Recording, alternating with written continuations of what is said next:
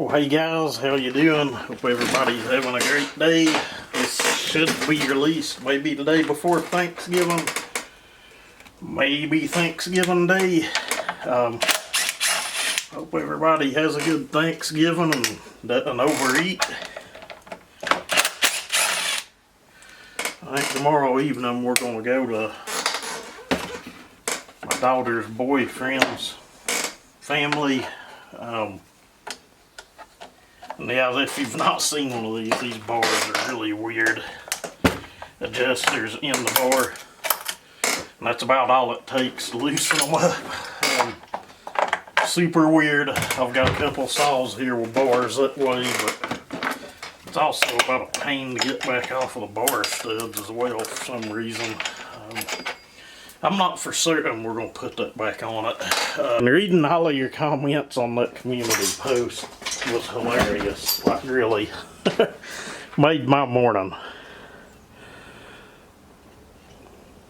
And I have the camera over here a mile out of the way, but somehow still ended up kicking it and knocking it out of frame. It's a good thing I turned around and looked at things. Flip my screen around where I can glance over every now and then, make sure we still got you guys going where we need to be. That chain was freshly ground, but if you watch the videos, it just sliced through the smaller wood, which is what they're intended to do. Put it in something 10 or 12 inches big, hardwood. They're a slow cutting chain, but anybody that watched either of those little clips I put up of it, if you've not, there'll be a couple shorts back from this video, but anybody could probably plainly see that the saw was throwing chips, what chips it could throw, and you could tell how hard that is. And I don't even know what kind of wood that is. Let's see if we can pop the clutch off of it.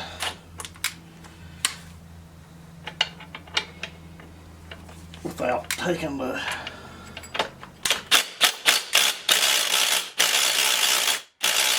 Probably gonna have to hold against the... Probably gonna have to take starter recoil off to get that one off. But this is what this is gonna be, is a teardown video. For port work, we've got our before cuts, but like I said previously, I don't know that I'll put that chain back on it.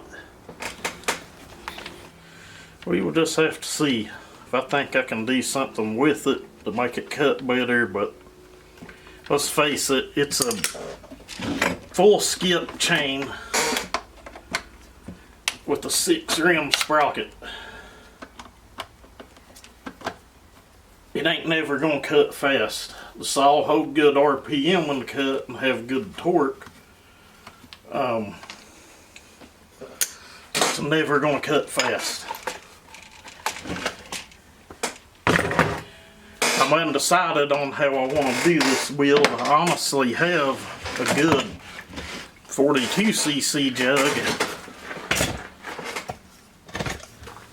from the Wild Thing, the one I got to run on alcohol. I've still not had that back out and ran it since I fixed the carb.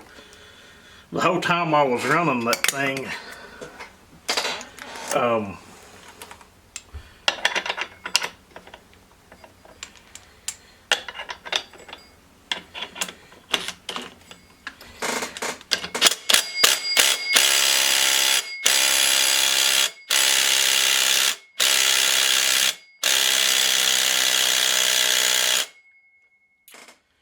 that one's on there.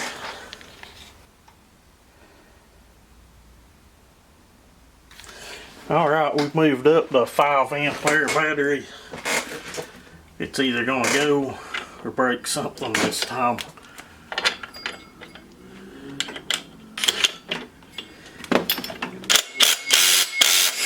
Alright. That's a good trick if you have larger, like if you have a larger impact, which is what this came out of, was my big 1/2 inch impact. or a skill saw. I have the DeWalt skill saw as well. I think it has an 8 ampere battery. Alright, down here, you gotta remove this oiler, 2 Phillips head screws. They're an actual screw because you're going into plastic. Just be one more right there where my finger's at.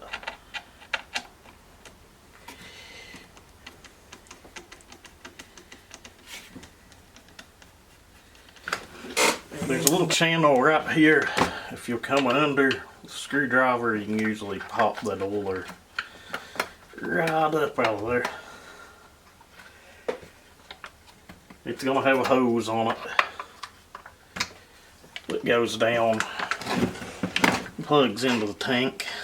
I'll lay it right here on top of the tote that I've got under here, just lay it on top of the tote lid. Alright, I'm going to leave the flywheel on it for the time being. We'll pull the top cover off because I want to see where the port timing's at on the little saw.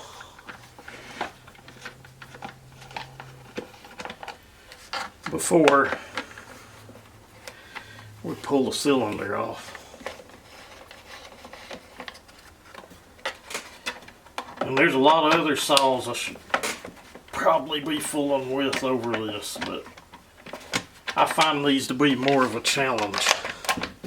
A lot of the newer stuff, you got the compression on it, throw a little bit of intake duration at them, tweak the transfers a little, they're a done deal. But getting something like this to perform, it's usually a whole different can of worms. Alright, we'll get this air filter off, we'll lay it down here. I have a good cold beverage. I like these Venoms. Supposedly no sugar. It ain't like a real powerful energy drink. I just like them for the taste, honestly. Take our work we just done back apart a couple days ago. This saw seems to be pretty popular, so I may as well just stick with it and write it out a few videos. The little Black & Decker saws seem to be very popular. Any one I've seen done and built is a ripper. They mod really well. The build on mine was very mild. I've had thoughts of going back into it and turning the heat up on it, but after running it in hard wood and with a good chain, I'm like, there really ain't a lot of sense in it. It does all I would ever need it to do. It does real well.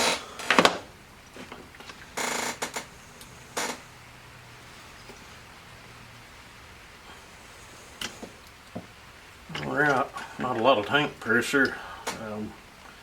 You'll usually get that on saws that have a purge bulb, choke rod, and it's raining again.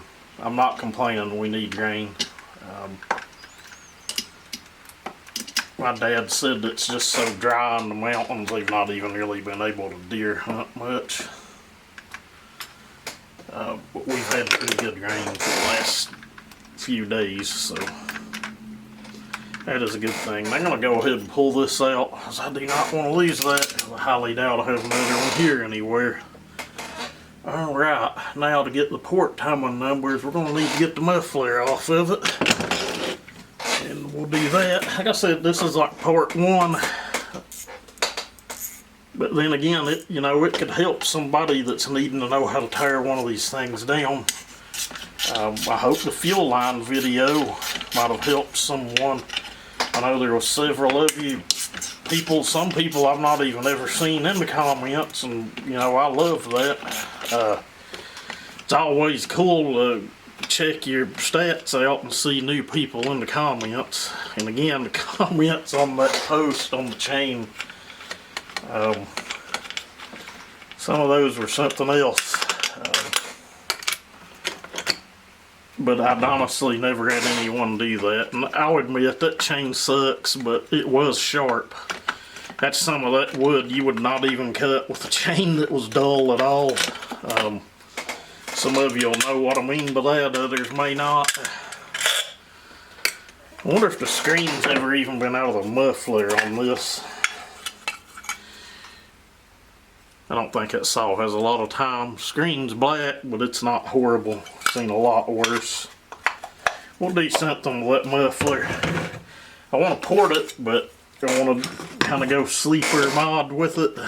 That probably won't be going back in it. We'll have to measure that bridge. This one will have the exhaust roof probably raised depending on where it's at. We'll just have to see. I'm wanting to go just full tilt with it, make it a screamer. That's probably going to require doing some carb work, some intake work.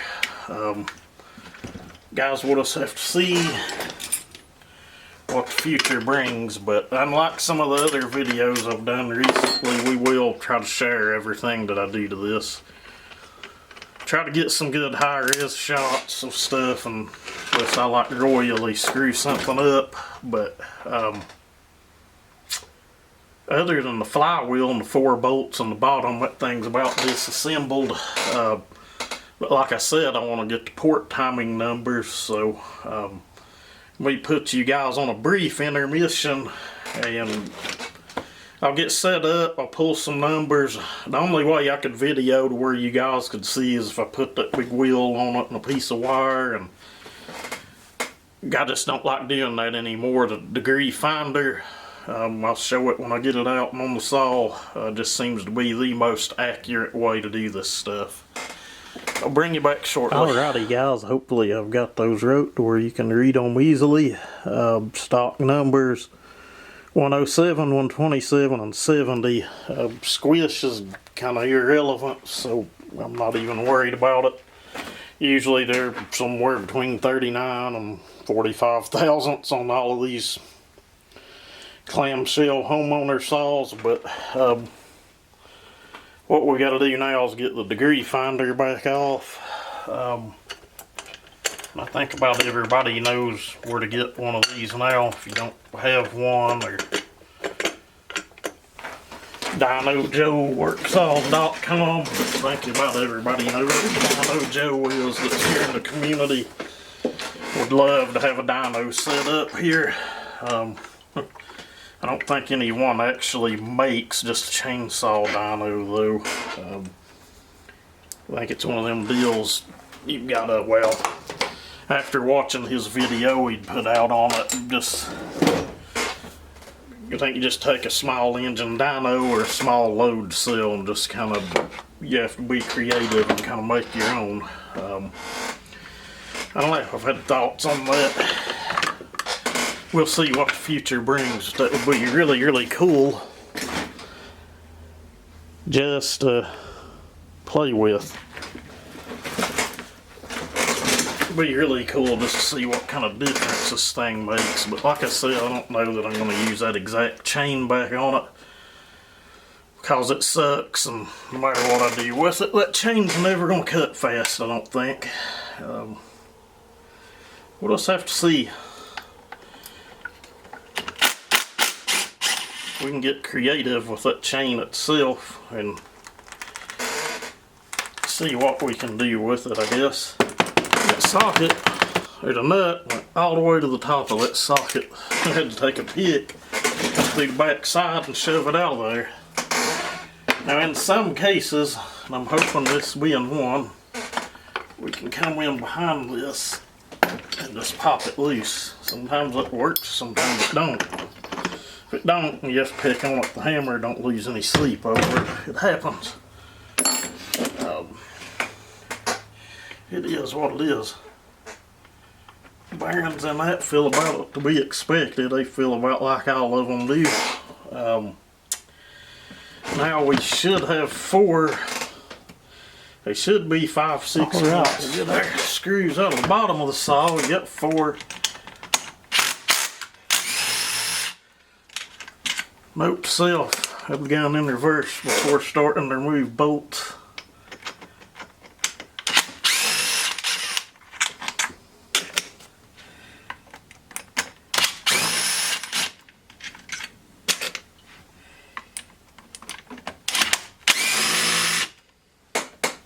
Alright.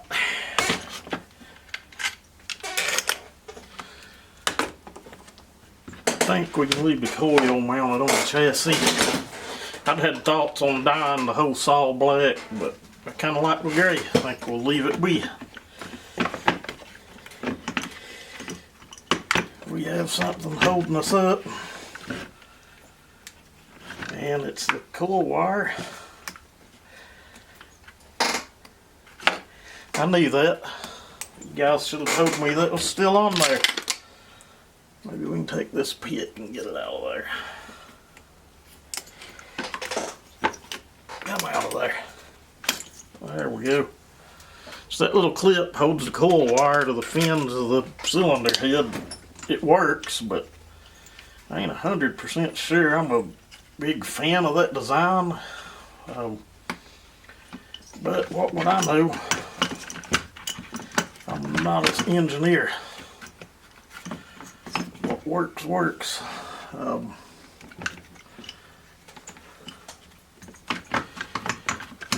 like the wiring's gonna have to come off of the coil. Which is not an issue. We might have to take one screw out for the ground, which is right there. No problem. I've got T25 here ready to go. I hope there's enough light on these videos. When we get over into the new shop, for a lot of these videos, that's a lot of it where I can get a lot better lighting and a lot better camera angles.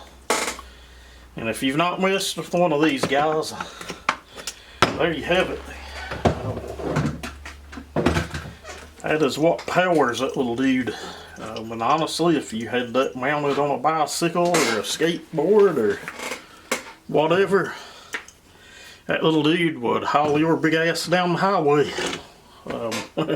That's the amazing thing in the simplicity of a two-stroke engine. If you do that, you want to do it with something soft. You don't want to sit and go to welding on your crankshaft with an actual hammer. You gotta hit it with a hammer. That came from Joe Dirt. Piston looks good, which, I mean, it's a chrome-plated piston. It's probably never gonna wear out. I've seen some of them scored up really bad, but not really seen any worn out. I'm gonna get my calipers and measure that, because I don't know that. It's been a long time. I've got a 2036 in parts over in the building, actually, 2 of them. They are an anti-vibe saw. Where these ain't, they're like a hardtail, like an old hardtail motorcycle. But let's put a caliper on that and just see what the dimensions of it is. I bet it's 38 millimeters. What's worrying me is I've got one of these little hearing aid batteries here. All the others I have are dead. Just gonna measure it with calipers, just the circumference of it, to see where we're at. 37.87, so 38 millimeter bore. That'll work.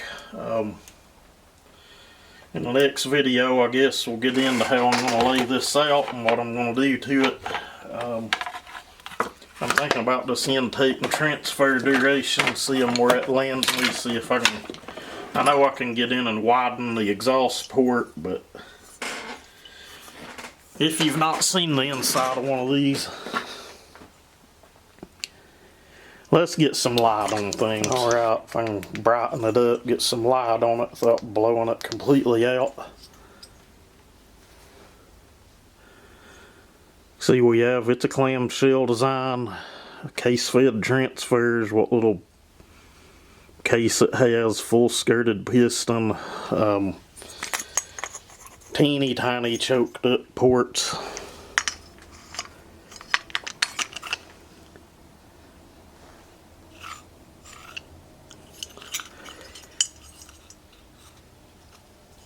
I would really like to get that bridge out of the top of that exhaust port, but it would lose way too much compression. These things typically, I've measured some of the 42cc saws, like the 2375 wild things, and you'll think I'm crazy, but the cylinder I've got over here in the cabinet, which I don't think we'll use, I think we'll just stick with this. I may use that like on the Wood Shark when we do it, but I'm just curious to see what we can get out of this. But I've seen those measure like 170 psi. I should have checked this one before we pulled it down, but you know, it felt good, felt like it had all it would have ever had, so honestly really didn't even think about it before I went to tearing it down. But I don't know, I'll put this up tonight. I won't mess with it again for a few days. May even work something else in between. The 200T, I'm waiting on the weather to change so I can paint the cases. I tried to spray the cases a couple days ago when it raining, and it didn't turn out too well, and that's something we're going for on that saw. Is I want it to look nice. I want it to be real nice. But you shouldn't ever rush anything anyway. But I don't know. We could grind the bridge out of the top of that exhaust port, and it'd probably lose 10-15 psi, but we'd scavenge better, more exhaust duration. It's looking like it's probably 50 thousandths or better, so if we cut it out, the exhaust's probably going to land 99 to 101 somewhere in that area, which ain't real bad, but for a 36cc saw, I'm thinking go in and widen it, take it to the max we can with it still being safe. Give it about all the intake timing we can with what transfer duration we can. It is a complete open port. It is a pretty small crankcase on these. I mean, that belly pan of the crankcase. We do have big open transfer ports, but there's probably an email from somebody or text message, but I don't think I could choke blow down up on it real low and it still have enough case pressure to feed at high RPM. Right now it's sitting at 20 degrees of blowdown roughly, so ain't a whole hell of a lot we can do there unless we raise the exhaust reef some. You guys put in the comments what you think, if I should just leave. I about know how it would run either way, but I've actually done some of the 40cc ones just set at, 100, 120, and 80 back when I first started, and, they ran a hell of a lot better than a stock one would. It's not a big wood saw, it's never going to be. Probably won't never have nothing no more than a 14 or 16 or 18 with Pico chain. I don't know. We'll just have to see. I don't want to make it completely dog sick, but I do want to increase the RPMs on it significantly too. So, I don't know. We'll just have to see. But anyway, there you go. That's how you tear one of those turds down. Did reassemblies in reverse. I may video the reassembly. Might get in there tomorrow afternoon. It is Thanksgiving, but I don't know, guys. I'll sit and ponder on it, and we'll figure something out, and I'll read through comments, see what you guys say. But as always, thank you guys for watching. Everybody have a great day.